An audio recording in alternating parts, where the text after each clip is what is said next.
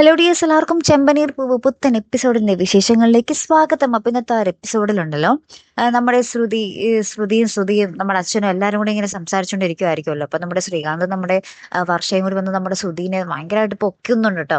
അപ്പൊ നമ്മുടെ സച്ചി വരുന്നുണ്ട്, വേഗം തന്നെ കയറി വരുന്നുണ്ട്. അപ്പൊ നമ്മുടെ ശ്രുതിയും ഭയങ്കര ഞെളിയും അഹങ്കാരം. എന്റെ അച്ഛൻ എന്താ പറയാ, ശ്രുതിനെ പറ്റി അറിഞ്ഞാൽ ഭയങ്കര സന്തോഷമാവും എന്നൊക്കെ പറഞ്ഞ് ഭയങ്കര ഡയലോഗ് അടിക്കുന്നുണ്ട്. അപ്പൊ തന്നെ നമ്മുടെ സച്ചി ഒരു കൊട്ട് കൊടുക്കുന്നുണ്ട്. പറഞ്ഞോളാം, നിന്റെ അച്ഛൻ മലേഷ്യയിൽ നിന്ന് ഇതുവരെ വന്നില്ലല്ലോ, കല്യാണം കഴിഞ്ഞിട്ട് ഇത്രയും നാളായില്ലേ എന്ന് പറയുന്നുണ്ട്. അപ്പൊ അത് കേൾക്കുമ്പോൾ നമ്മുടെ അച്ഛനും നമ്മുടെ രവീന്ദ്രൻ അച്ഛനും ഇങ്ങനെ ഏറ്റുപിടിക്കുന്നുണ്ട്. ശരിയാണല്ലോ, ഇത്രയും നാളായിട്ട് അദ്ദേഹം ഒരു ഫോൺ കോൾ പോലും ചെയ്തിട്ടില്ലല്ലോ എന്ന് പറയുമ്പോൾ നമ്മുടെ ശ്രുതി കുറെ കള്ളങ്ങൾ പറയുന്നുണ്ട്. അച്ഛനിപ്പോ എന്താ പറയാ, ഓരോ രാജ്യത്തു നിന്ന് ഓരോ രാജ്യത്തോട്ട് ടൂറാണ്, ബിസിനസ് ടൂറാണ്, അതാണ് ഇതാണ്, ഇപ്പൊ ഭയങ്കര തിരക്കാണ്, പിന്നീട് വരും എന്നൊക്കെ പറഞ്ഞ് കുറെ കള്ളങ്ങൾ പിന്നെയും പറഞ്ഞ് മൂടുന്നുണ്ട് കേട്ടോ. അപ്പൊ തന്നെ നമ്മുടെ ശ്രുതി പറയുന്നുണ്ട്, നല്ല ചിക്കന്റെ മണമല്ലോ എന്നൊക്കെ പറഞ്ഞ് ഇങ്ങനെ മണം പിടിക്കുന്നുണ്ടേ. അപ്പോഴാണ് നമ്മുടെ സച്ചി പറയുന്നത്, അതെന്റെ കയ്യിൽ നിന്നാ ചിക്കൻ 65, എന്റെ ഭാര്യയ്ക്ക്, എന്റെ രേവതിക്ക് വേണ്ടി മേടിച്ചതാണ്, നിങ്ങൾക്ക് വേണ്ടതല്ല അവള് വെച്ച് വിളമ്പി തരുന്നുണ്ടല്ലോ, അവക്ക് എന്ത് വേണോന്ന് ആരും അന്വേഷിക്കാറില്ലല്ലോ, അതുകൊണ്ട് അവക്ക് ഇഷ്ടപ്പെട്ട ഫുഡ് ഞാൻ മേടിച്ച് അവക്ക് കൊടുക്കാൻ പോവുകയാണെന്നും പറഞ്ഞ് നമ്മളെ രേവതിനെയും കൂട്ടി മുറിയിലേക്ക് പോകുന്നുണ്ട്. അപ്പൊ തന്നെ നമ്മുടെ ചന്ദ്ര, കണ്ടില്ലേ രവിയേട്ടാ, അവക്ക് മാത്രം ആ ഫുഡൊക്കെ മേടിച്ച് കൊടുക്കുന്നു എന്നൊക്കെ പറഞ്ഞു. അപ്പൊ രവിയേട്ടൻ പറയുന്നുണ്ട്, അതിനെന്താ, അവന്റെ ഭാര്യയ്ക്കല്ലേ, അവന്റെ ഭാര്യയുടെ കാര്യം നിങ്ങളാരും നോക്കാറില്ലല്ലോ, നിങ്ങളുടെ കാര്യമൊക്കെ അവള് നോക്കുന്നതല്ലേ എന്നും പറഞ്ഞ് നമ്മുടെ രവീന്ദ്രൻ പറയുന്നുണ്ട്.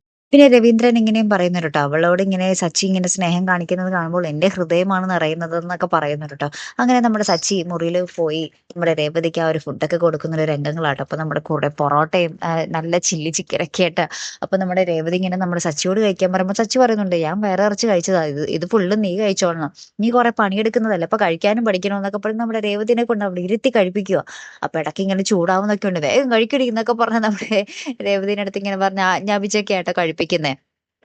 അതിനുശേഷം പിറ്റേ ദിവസം രാവിലെ നമ്മുടെ രേവതി രാവിലേക്ക് എഴുന്നേറ്റ് കോലം വരയ്ക്കുക, നമ്മുടെ സച്ചി യാത്രയാവുന്നതിന് മുമ്പിട്ടോ. അങ്ങനെ നമ്മുടെ സച്ചി ഇങ്ങനെ ജോലിക്ക് പോകാൻ ഇറങ്ങുന്നുണ്ട്. അപ്പൊ കറക്റ്റ് കോലം വരച്ച് കഴിയുമ്പോൾ നമ്മുടെ സച്ചിയും ജോലിക്ക് പോകാൻ ഇറങ്ങുന്നുണ്ട്. അപ്പൊ ഇവർ ഇറങ്ങുമ്പോൾ കറക്റ്റ് ആയിട്ട് ഒരു കൈനോട്ടക്കാരി വന്നിട്ട് ഇവരുടെ മുന്നിൽ വന്ന് പറയുന്നുണ്ട്, നിങ്ങൾക്ക് നല്ല കാലം വരാൻ പോകുന്നു, രാജകുമാരന് പറ്റിയ രാജകുമാരി തന്നെയാണ് എന്നൊക്കെ പറയുന്നുണ്ട്. പിന്നീട് നമ്മുടെ രേവതിനോട് പറയുന്നുണ്ട്, മോളുടെ നാവ് കുറച്ചു നാളത്തേക്ക് ഒന്ന് അടക്കി വെക്കണം കേട്ടോ, അല്ലെങ്കിൽ എല്ലാത്തിനും പ്രശ്നമാകും എന്നൊക്കെ പറയുന്നുണ്ട്.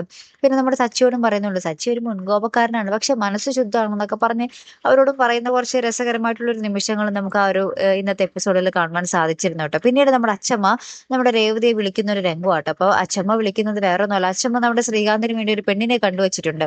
അപ്പൊ അവരൊക്കെ കുറച്ചു പേരായിട്ട് നമ്മുടെ ഈ വീട്ടിലോട്ട് വരാൻ വേണ്ടി കൊണ്ടുവരാൻ പോവുകയാണ് നമ്മുടെ അച്ഛമ്മ നമ്മുടെ രേവതിയുടെ അടുത്ത് പറയുന്നുണ്ട്. അപ്പൊ രേവതി പറയുന്നുണ്ട്, അയ്യോ അച്ഛമ്മ, ഇപ്പോഴൊന്നും അവരിങ്ങോട്ട് കൊണ്ടുവരണ്ട, ശ്രീകാന്തിന്റെ കല്യാണം ഓൾറെഡി കഴിഞ്ഞു എന്നിങ്ങനെ രേവതി ഇങ്ങനെ അറിയാതെ ഇങ്ങനെ പറഞ്ഞു പോകുന്നുണ്ട്. അപ്പൊ തന്നെ നമ്മുടെ അച്ഛൻ ഇങ്ങനെ ഞെട്ടി നിൽക്കുന്നുണ്ട്, ഞാൻ അറിഞ്ഞില്ലല്ലോ എന്നുള്ള രീതിയിൽ കേട്ടോ. അപ്പൊ ഇനി വൻ പുകില് തന്നെ ആയിരിക്കോട്ടെ വരാൻ പോകുന്നത്, ഉറപ്പായിട്ട് നമ്മുടെ അച്ഛമ്മ ചന്ദ്രോദയത്തേക്ക് വരും. പിന്നീട് വൻ പ്രശ്നങ്ങൾ തന്നെ അവിടെ ഉണ്ടാവും, നമ്മുടെ ചന്ദ്രമതിയായിട്ട് ഒരു കൊടും യുദ്ധം തന്നെ ഉണ്ടാവും നമ്മുടെ അച്ഛമ്മ, അല്ലെ. അപ്പൊ എന്തായാലും നമുക്ക് കാത്തിരുന്ന് തന്നെ കാണാം കേട്ടോ. അപ്പൊ ഇതുപോലെ പ്രൊമോ റിവ്യൂസും എപ്പിസോഡ് റിവ്യൂസും ഒക്കെ നിങ്ങൾ മറക്കാതെ ചാനൽ സബ്സ്ക്രൈബ് ചെയ്യുക. അടുത്തൊരു വീഡിയോ വരുന്നത് വരയ്ക്കും ഗുഡ് ബൈ.